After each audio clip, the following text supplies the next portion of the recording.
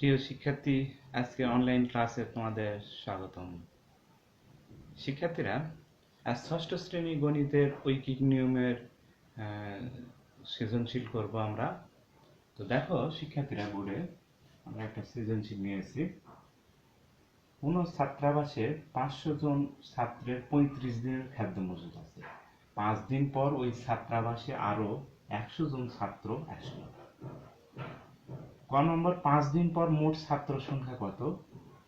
খ নম্বর বলা হয়েছে বাকি খাদ্য কতদিন চলবে।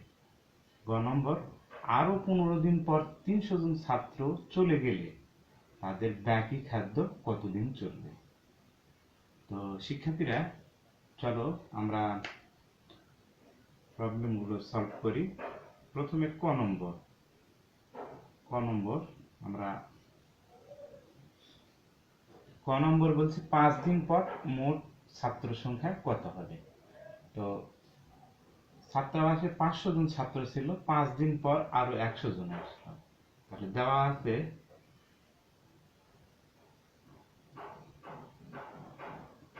আছে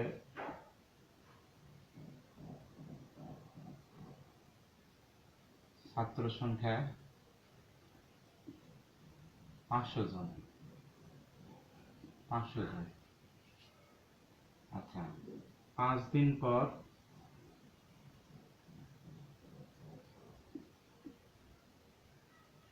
নতুন 100 জন আসায়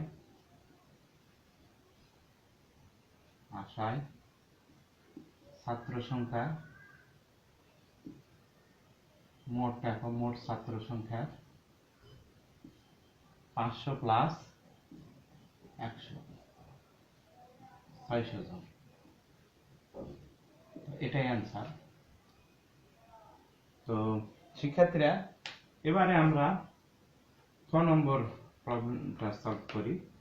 খ নম্বরটা কি বলছে? খ নম্বর বলছে যে বাকি খাদ্য কতদিন চলবে। তো বাকি খাদ্য কতদিন চলবে। তো 500 জন ছাত্র 35 দিনের খাদ্য তো খাইছে। তো 5 দিন পর তাহলে আমাদের খ নম্বর ক হতে ছাত্র সংখ্যা কত হয়েছে? ছাত্র সংখ্যা মোট ছাত্র সংখ্যা 600 জন।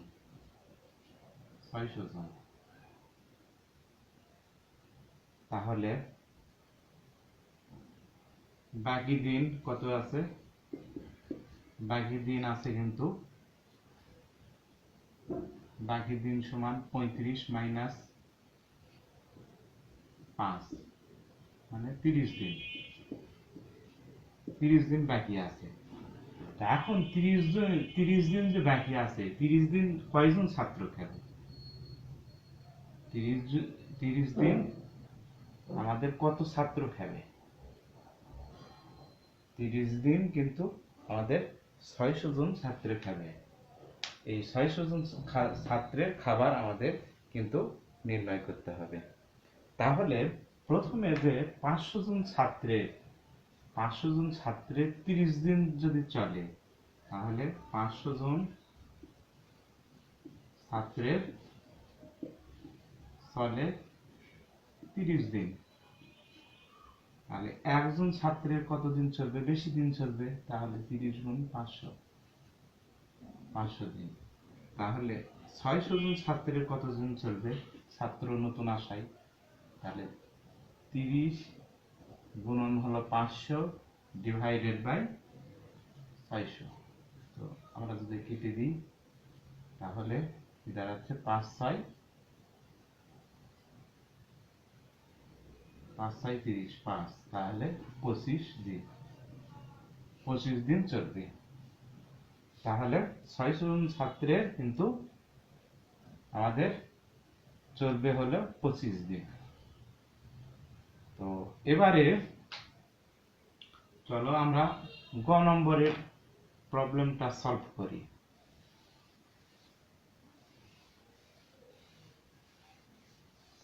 এবারে গ নম্বরটা দেখো। গ নম্বরটা বলছে আরো 15 দিন পর 300 জন ছাত্র চলে গেলে তাদের বাকি খাদ্য কতদিন চলবে। তো গ নম্বরটা খ হতে প্রাপ্ত প্রাপ্ত মোট দিন কত পাইছে আমরা 25 দিন। 25 দিন। তাহলে বাকি দিন কত? বাকি দিন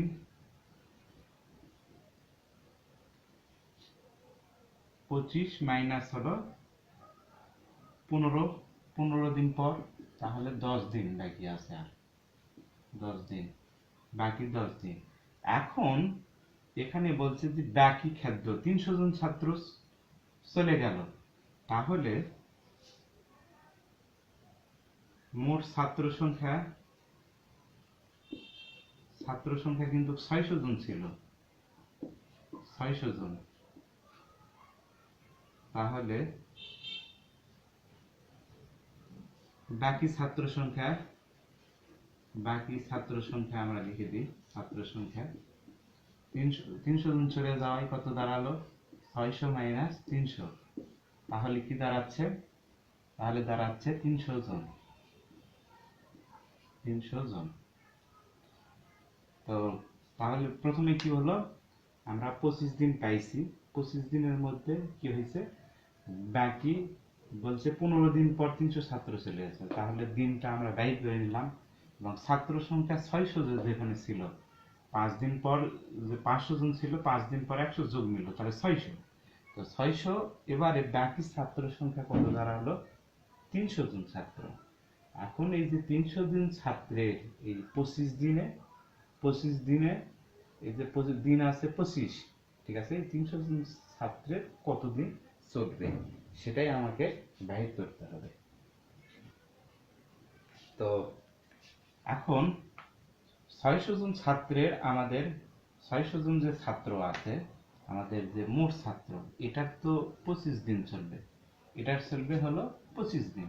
600 জন ছাত্রের চলবে হলো 25 দিন। তো এটা আমরা তো জানি, এখান থেকে আমরা বাহির করব। তো চলো এখানেই আমরা করতে পারব। তো 600 জন ছাত্রের চলে 25 দিন। তাহলে একজন ছাত্রের অবশ্যই বেশি যাবে, তাহলে 25 গুণন 600। তাহলে 300 জন ছাত্রের কতদিন চলবে? 300 জন ছাত্রের 25 গুণন 600 ডিভাইডেড বাই, আচ্ছা এখানে 25 না, এখানে 10 দিন চলবে। প্রাপ্ত 25 দিন, এখানে বাকি যে দিন 10 দিন চলবে, সরি 10 দিন। তাহলে এখানেও 10 10, এখানে 300 জন ছাত্রের চলবে 300 জন, তার নিচে 300। তাহলে অবশ্যই 300 কম চলবে, তাহলে কাটলে আমরা পাচ্ছি হলো 2। তাহলে বাকি 20 দিন চলবে। বাকি 300 জন ছাত্রের 20 দিন চলবে। এটা প্রিয় শিক্ষার্থীরা, দেখো আমরা আরেকটা সৃজনশীল প্রবলেম সলভ করব। ক একটি কাজ করে 20 দিনে, খ একটি কাজ করে 30 দিনে, আর একত্রে 7 দিন করার পর উভয়ে চলে গেল, বাকি কাজ গ 10 দিনে শেষ করলো। আচ্ছা, তাহলে খ 5 দিনে কত অংশ কাজ করে? ক খ একত্রে কত দিনে কাজটি শেষ করবে? গ নম্বর বলছে গ এর একা কাজটি সম্পন্ন করতে কতদিন লাগবে। তাহলে বাকি কাজটি, গ এর বাকি কাজটি সম্পন্ন করতে কতদিন লাগবে, এটাই আমাদের প্রশ্ন। তো শিক্ষার্থীরা,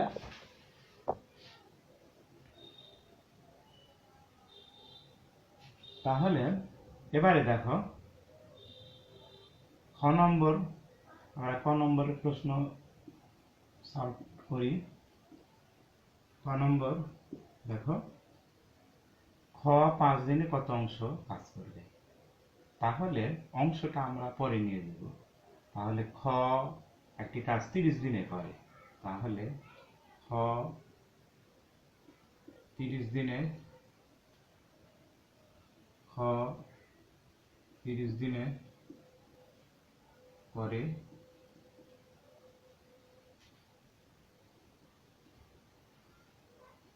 সম্পূর্ণ কাজ, সম্পূর্ণ কাজ, সম্পূর্ণ অংশ কাজ, সম্পূর্ণ অংশ কাজ নিয়ে অংশ কাজ। আচ্ছা, তাহলে খ একদিনে করবে কত অংশ? 1 ডিভাইডেড বাই 20 কম। আচ্ছা, একদিনে অবশ্যই কম করবে, তাহলে খ খ লিখে দিই, খ 5 দিনে করবে কত? সরি 20, এখানে খ 30 দিন আছে, 30, এখানে 30 হবে, তাহলে 5 দিনে কত করবে? 5 দিনে অবশ্যই বেশি করবে, তাহলে 1 গুণ 5 ডিভাইডেড বাই 30 সমান সমান, আমরা কাটি যদি 6, তাহলে 1 ডিভাইডেড বাই 6 অংশ কাজ করবে, মানে 6 ভাগের 1 ভাগ কাজ করবে। তো এটা হলো আমাদের ক নম্বরের সলিউশন। এবারে দেখো, এবারে বলছে যে ক এবং খ একত্রে কতদিনে কাজটি শেষ করবে?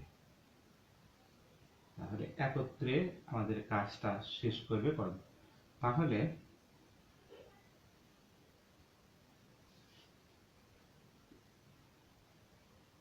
ক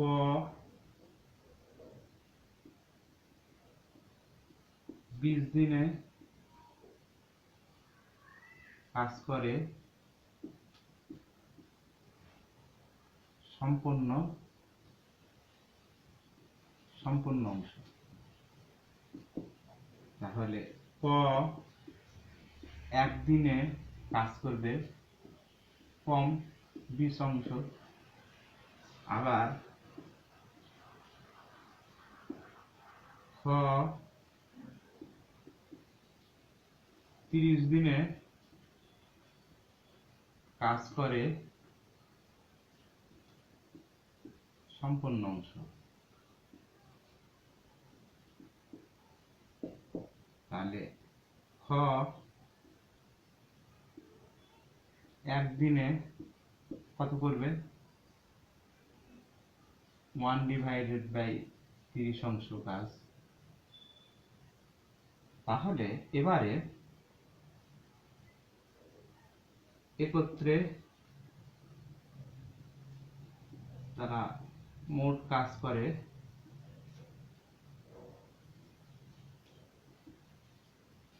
করে একের 20 ডি প্লাস হলো 1 ডিভাইডেড বাই 30 অংশ, 30 অংশ।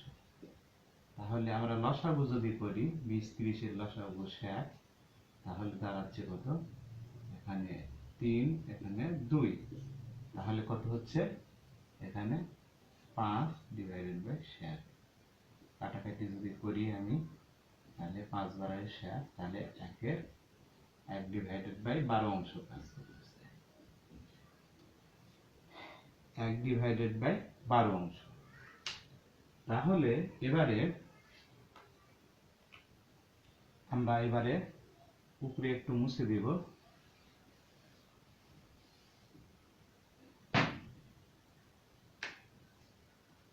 1 ডিভাইডেড বাই 12 অংশ কাজ করে, আমাদের দিন চাইছে, কাজ করে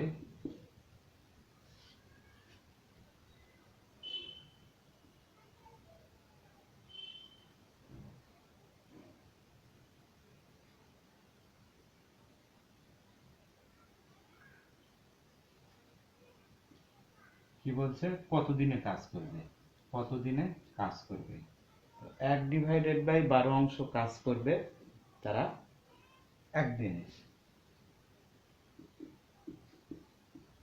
একদিনে। তাহলে সম্পূর্ণ, এটা একদিনে কাজ করছে কিন্তু এটা, তাহলে সম্পূর্ণ অংশ কাজ করবে, সম্পূর্ণ অংশ কাজ করবে, তাহলে কি হচ্ছে, সম্পূর্ণ অংশ কাজ করবে এক, সম্পূর্ণ অংশ কাজ করতে কি সময় বেশি লাগবে, দিন বেশি, অবশ্যই। তাহলে সম্পূর্ণ অংশ কাজ করতে কি হচ্ছে, আমাদের এটা উল্টে যাচ্ছে, তাহলে 1 গুণন হলো 12 ডিভাইডেড বাই 1 সমান সমান 12 দিন। এটাই হলো অ্যান্সার। তো এবারে গ নম্বর আমরা সলভ করি। গ নম্বরটা বলছে, তো এটা আমরা যদি শর্টকাট পদ্ধতি দেখি হয়, অনেক সময় পরীক্ষায় পড়ে যে তারা একত্রে কতদিনে কাজটি সম্পন্ন করে, এই জিনিসটা এমসিকিউ এ পড়ে অনেক সময়। তো সূত্রটা লিখবে এ বি প্লাস হলো এ প্লাস বি। এ বি হলো প্রথম জোনাল অর্থাৎ ক, আর বি হলো খ, আর এ প্লাস বি, এই সূত্রে ফেললে আমাদের কাজ হয়ে যাবে। তাহলে দেখো এখানে, তাহলে এ বি, এটা কত, এ হলো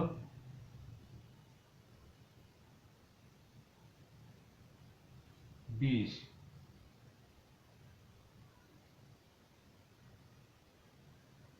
আর বিটা কত, আচ্ছা 30, 20 গুণন হলো 30 divided by A plus B, তাহলে 20 প্লাস হলো 30, তাহলে কত হচ্ছে 600 ডিভাইডেড বাই এখানে কত 50, 50, তাহলে এটা কাটলো 5 12 এই যে 12 দিয়ে, তাহলে দিন সমান আমাদের এটা বাইর হয়ে গেল, এটা দিন সমান। তাহলে সূত্রটা হলো A B divided by A plus B, এটা তোমরা মনে রাখবে, তাহলে যে এই ধরনের শর্টকাট তোমরা সলভ করতে পারবে। তো এবারে দেখো গ নম্বর বলছে যে গ একা কাজটি সম্পন্ন করতে কতদিন লাগবে। গ, এবার গ, খ হতে আমরা, খ হতে পাইছি, খ হতে ক, খ, ক এবং খ একত্রে কাজ করে, একত্রে একদিনে কাজ করে হলো 1 ডিভাইডেড বাই 12 অংশ, তাই না? এটা আমরা ক, এটা খ হতেই পাইছি, ক খ একত্রে, তাহলে ক খ তো 7 দিন কাজ করছে, ক এবং খ, তাহলে 7 দিনে কাজ করবে কত, 7 এর 12 অংশ, 7 এর 12 অংশ কাজ করবে। এখন কাজ বাকি আছে, কাজ বাকি, বাকি আছে কত, কাজ বাকি আছে হলো 1 মাইনাস 7 এর 12 অংশ, সম্পূর্ণ কাজ তো 1, তো তাহলে আমরা লসাগু করলে 12, এখানে 12 মাইনাস হলো 7, তাহলে 5 ডিভাইডেড বাই 12 অংশ কাজ বাকি আছে।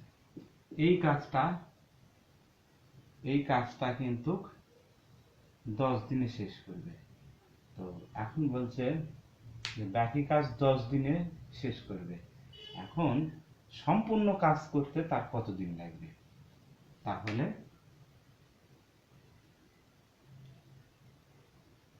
গ 5 এর 12 অংশ কাজ করে 10 দিনে, তাহলে সম্পূর্ণ অংশ কাজ করবে কতদিনে, সম্পূর্ণ অংশ কাজ করবে 10 গুণ সম্পূর্ণ অংশ কাজ করবে এখানে